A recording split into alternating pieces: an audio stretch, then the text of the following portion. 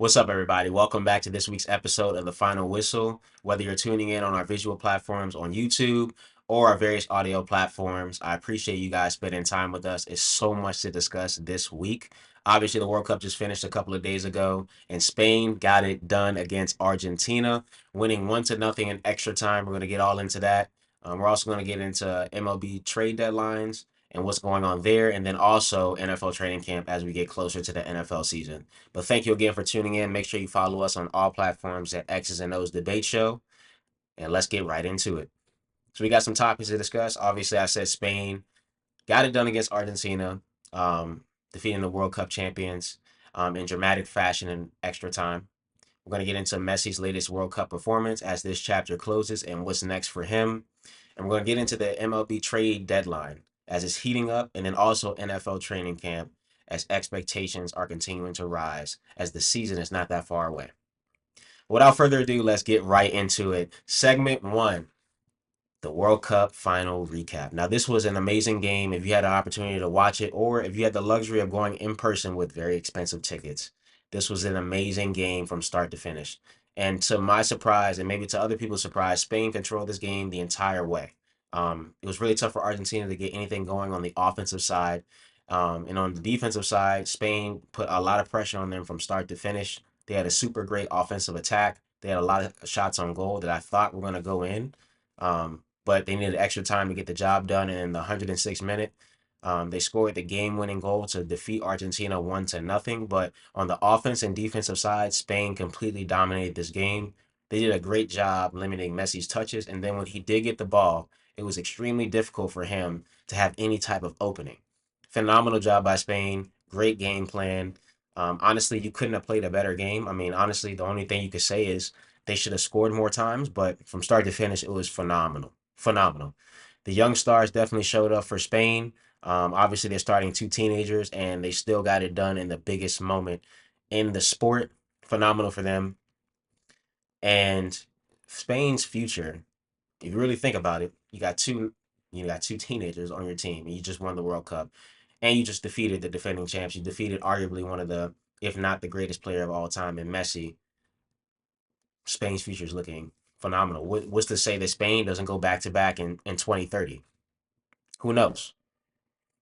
But let's not get ahead of ourselves. Let's talk about segment two, which is Messi and just his legacy after this World Cup. I want you to think about this question during this segment. Is this the last chapter for this icon? Now, how did he do throughout this tournament? Obviously, I think maybe he had better showings in other tournaments, maybe in last World Cup. A lot of their games down the stretch were won due to their experience. They started beating teams that hadn't really been in those moments before, and I think the pressure of the moment and the lights being so bright affected the other teams and their output. I think he played well in this tournament, but I think if you talk to him, he probably said he could have played better, especially in the final. Um, but with all that being said, I don't think that this really affects his legacy. Him losing this World Cup, obviously, you got to just keep it 100. Even if you're a Ronaldo fan or whoever you like, he's gone to back-to-back World Cup finals. He's won one in 2022, and then, this year he lost in the final. But the fact alone that he was competing again this year, the fact that they lost, that doesn't really hurt his legacy. I think it just adds to it the fact that he was there. And at his age to still be competing at this level and to be in World Cup finals and still be the talk of the entire world along with Ronaldo is just a feat in itself. It's pretty unreal, just the two careers that they've had, whether you're a Messi fan or Ronaldo fan.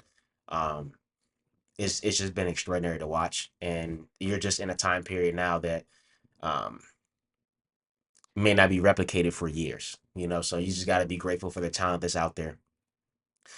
Now, where does this rank Messi all time? He's still up there. I don't think this World Cup has really changed his positioning um, in soccer. He's still up there. If he's not the best, he's one of the best for sure. Um, and I just got a question for y'all, just for soccer fans, and if you're not in the U.S. football fans, is Messi the GOAT, or did he already solidify being the GOAT, or does he still have more work to do? Where does Cristiano Ronaldo rank in this conversation at this point? Now that Messi's, lost in the World Cup final, Cristiano Ronaldo hasn't won a World Cup. Where does he rank? among this? Who's better? It's a lot of things, a lot of questions that still need to be answered.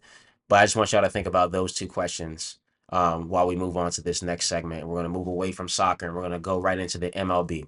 So the MLB trade deadline is coming up. There's a whole lot going on. Obviously, this is when the biggest moves can be made for teams. So who's buying, who's selling, and which contenders need to make a move. I think the biggest need for any contender right now is definitely pitching. Pitching is one of the biggest themes entering the deadline, and teams searching for a starting pitcher to help their bullpen out. October baseball is usually decided by pitching depth, so you need that going into the playoffs if you want to have a real chance to win the World Series. Um, Contenders have to decide, are they one player away or do they already have the roster that they need to compete for the World Series? Now, for me, I think there's a couple of teams that need to be aggressive going into the deadline. Number one for me is the Los Angeles Dodgers. Championship expectations are always high for this organization, and then adding another impact arm or improving the depth could separate them from other contenders. So they definitely need to be really aggressive. Second one is the New York Mets. They already have enough talent to compete, but they do need to be more consistent. They've showed a lot of inconsistency this season, but I think they can better that if they're aggressive at the trade deadline. So watch out for them. And they need to decide what they're trying to do this year. What's the goal for them overall? And then other contenders, I think teams need to close the playoff gap. And they may need one major move to become legitimate World Series threats. Which teams do I think need to sell? I think teams outside of the playoff race, they need to consider moving some veteran prospects. If you're not competing for a playoff spot or if you're not competing for the World Series title, you need to figure out your roster and have some turnover and figure out how you can be better for next season. There's no sense in holding on to dead weight. And obviously, anyone that watches baseball, that what decides games in October is pitching. Point blank. If you don't have elite arms in your dugout, you don't have a chance in the world. There's a few contenders, I think, that can win this World Cup this year. I mean, not World Cup, excuse me. That can win this World Series. And obviously, you got the Dodgers, always have championship expectations. Yankees, Phillies. Those are a couple of names that I think can make some noise and have a real shot at winning the World Series this year. So be on the lookout for them. Moving on to our fourth and final segment, we're going to get into NFL training camp. Obviously, we're in July, but NFL training camp is coming up fast, and the season is coming up even faster. So listen, the road to the NFL season, it begins in camp. Everyone already knows that. But there are a couple of teams that have a lot of pressure on them this season. I think the first one has to be the Kansas City Chiefs. The championship expectations are coming in from last year. Obviously, a disappointing finish to last season.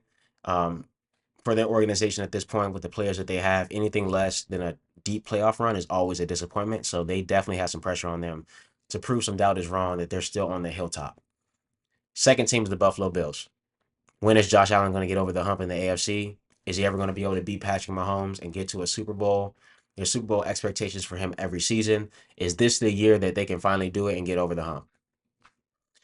Third team, Philadelphia Eagles. Obviously, after recent success, my Eagles, we had a tough season last year, getting bounced out in the first round in the wild card.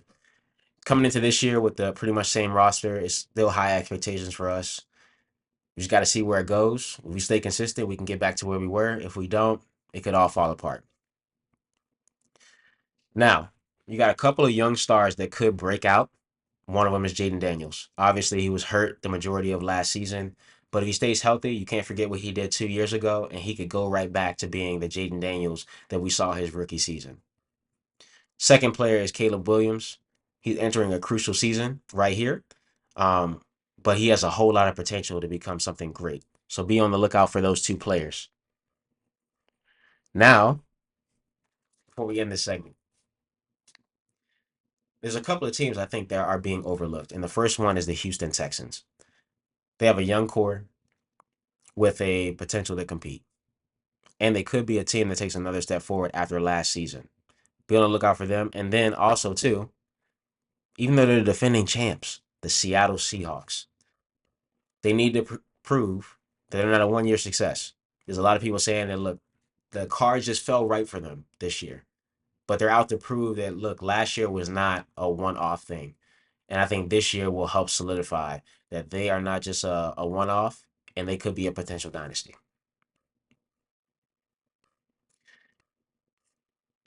Now, my favorite segment is hot takes.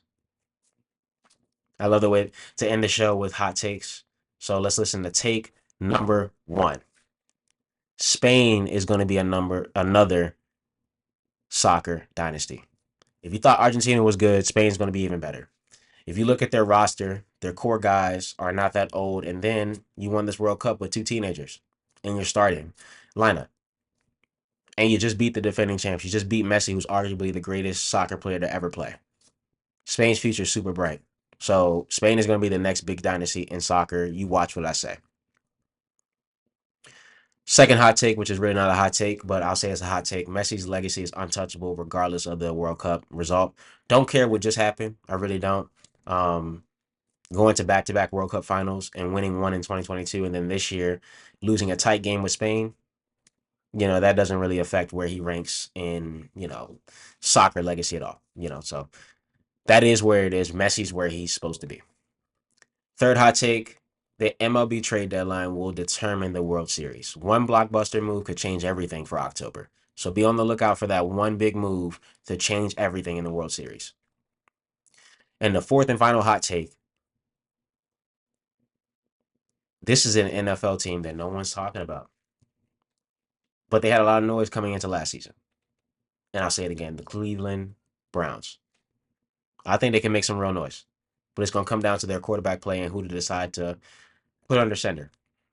Are they going to go with Deshaun Watson or are they going to give Shador Sanders the keys to the offense? Remains to be seen.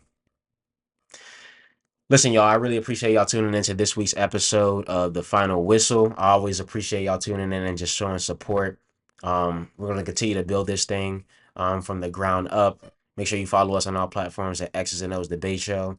I really appreciate y'all, and I will see y'all next week.